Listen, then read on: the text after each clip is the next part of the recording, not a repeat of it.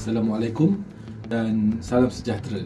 Nama saya Arif Rafhan bin Osman atau nama panelnya Super Dufers, dan saya adalah seorang artis visual. Umur saya 44 tahun dan saya sudah menceburi bidang ini dalam 8 tahun. Saat yang paling membanggakan dalam kerjaya saya adalah satu kerjasama dengan satu syarikat hartanah dekat Setia Alam. Saya telah dipertanggungjawabkan untuk mencantikkan kawasan di situ. Jadi ada beberapa mural lah, saya buat kat dinding ada mural. Bukan kat dinding je, dekat atas jalan pun saya buat juga. And then ada satu arca tu telah dibina menggunakan botol mineral terpakai. Beratus-ratus botol mineral, saya membentuknya seperti bentuk haiwan. Saya buat paus, ikan hiu dan juga penyu. Macam bangga lah sebab ramai orang ambil gambar, post kat Instagram semua kan, posing-posing kat bawah tu, rasa macam happy sangat. Saat yang paling membanggakan saya satu lagi dari segi secara peribadinya lah, iaitu saya dijemput untuk bekerjasama dengan Datuk Lat tu sendiri. Dia call saya untuk menghasilkan karya baru beliau. Beliau mengajak saya untuk menjadi inker dia. Saya sebagai inker harus melukis di atas pensel tersebut dengan ink, dengan dakwat Ada kat 3 tahun juga. Kita pun dah hampir nak selesai. Yalah, itu saya tak sabar nak kongsikan apa benda projek tu, sebab memang projek tu membanggakan bagi saya. Kerjaya sebagai seorang artis visual ini adalah amat unik ya.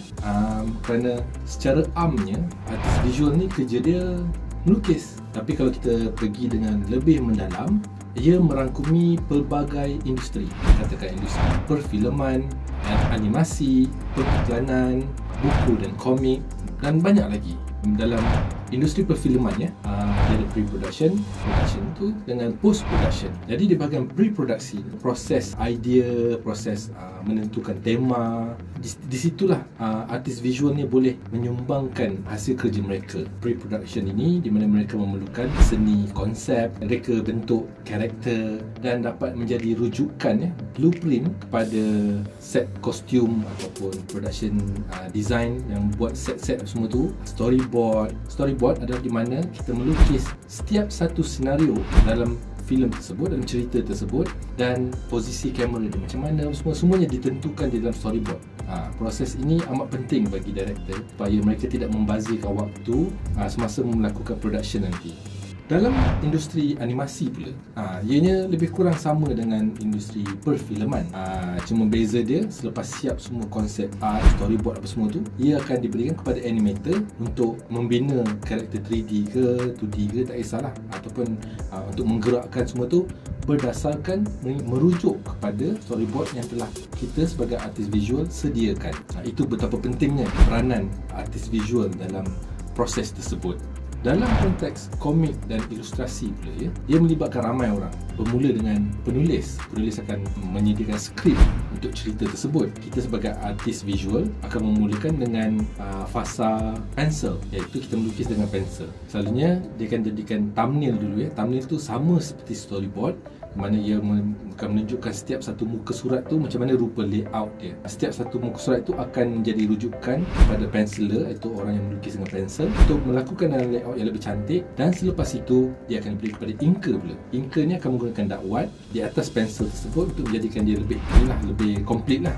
Kemudian dia akan berikan kepada colorist mewarnakan page-page tersebut, dan kemudian diberikan kepada artis layout. Artis layout ni kerja dia di mana ada ni balon perbualan, ada caption, ada sound effect. Sebab komik kan tak ada bunyi, jadi kita letak sound effect. Kalau ada orang tumbuk bunyi pow, itu semua adalah proses dalam pembikinan komik. Kita juga boleh menyumbangkan tenaga kita untuk pelbagai industri yang lain. Hasil catan, mural ke, ataupun even hasil kerja arca dan sebagainya ya. Kita boleh menyumbangkan karya kita ni di pelbagai platform. Katakan majikan ambil storyboard artis ataupun konsep artis, dia tak ada tengok ijazah kita seni atau tidak. Selalunya mereka tengok portfolio, tengok kita ni skill tu sendiri.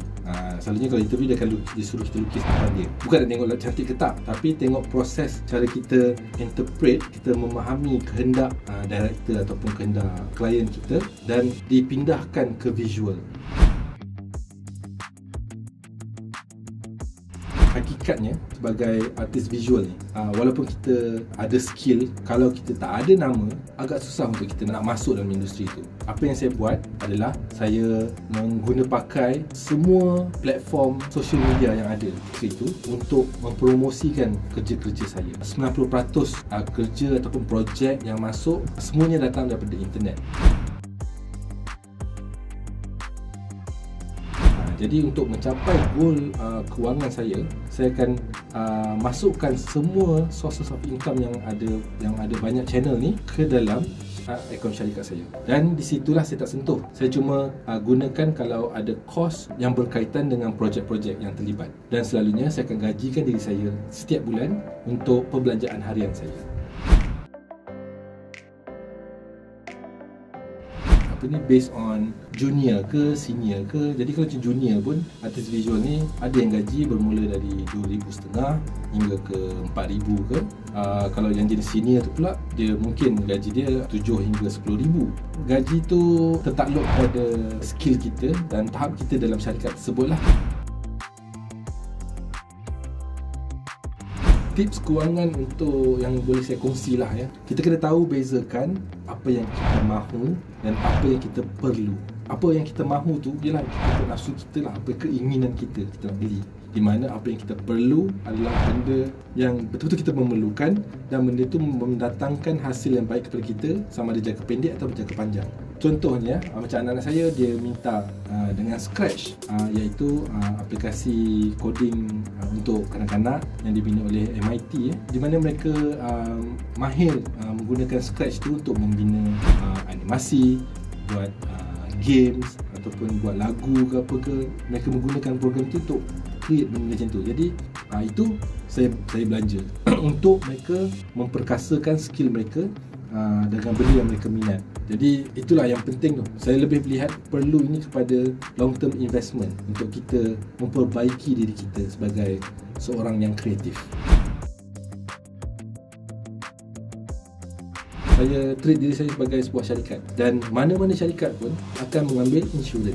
Ini bertujuan untuk melindungi pekerja-pekerja mereka, dan sama juga dengan saya untuk melindungi saya sebagai pencari rezeki dan juga anak-anak dan anak isteri saya. Jadi semuanya ada insurans. Insurans yang basic lah yang saya ambil, life, health, medical card dengan simpanan hari tua saya. Saya juga ambil investment yang lain lah untuk syarikat juga. Saya ambil pelaburan yang lain untuk rolling duit tu, seperti ASB ke apa ke. Untuk masa hadapan kita terjamin dan ada cushion lah. Kalau kita terjatuh, adalah bantal kat bawah tu. Yang pertamanya, praktis. Sentiasa praktis. Kita tak pernah berhenti daripada belajar. Kita kena sentiasa lukis, sentiasa perbaiki skill kita untuk menjadi seorang artis visual yang terbaik lah. Dan keduanya, kita kena pandai membahagikan diri kita. Satu, sebagai seorang artis. Keduanya, sebagai seorang businessman. Kerana dua-dua ni sama-sama penting. Dan yang ketiganya, kita harus pandai mengawal keuangan kita. Cara saya menguruskan keuangan saya separatekan wang yang masuk daripada projek-projek atau pekerja saya ke dalam akaun syarikat, di mana itu merupakan bank saya lah, bank personal saya, dan saya cuma dapat gaji daripada syarikat tersebut. Itu adalah disiplin yang bagus untuk mengurus keuangan saya, bukan saja masa sekarang, insyaAllah sampai ke masa hadapan pun benda tu dapat membuahkan hasil yang baik ya. The first step lah kita nak memulakan career sebagai seorang artis visual ni adalah set up akaun social media. Bukan untuk selfie tapi untuk menonjolkan karya kita. Itu penting. Kita kena ada platform kita sendiri, dan daripada situlah wakil-wakil daripada syarikat akan nampak nama kita dan akan lihat karya kita dan akan hubungi kita untuk kolaborasi yang seterusnya. Dan itulah macam mana saya dapat selalunya job-job, projek-projek daripada klien saya.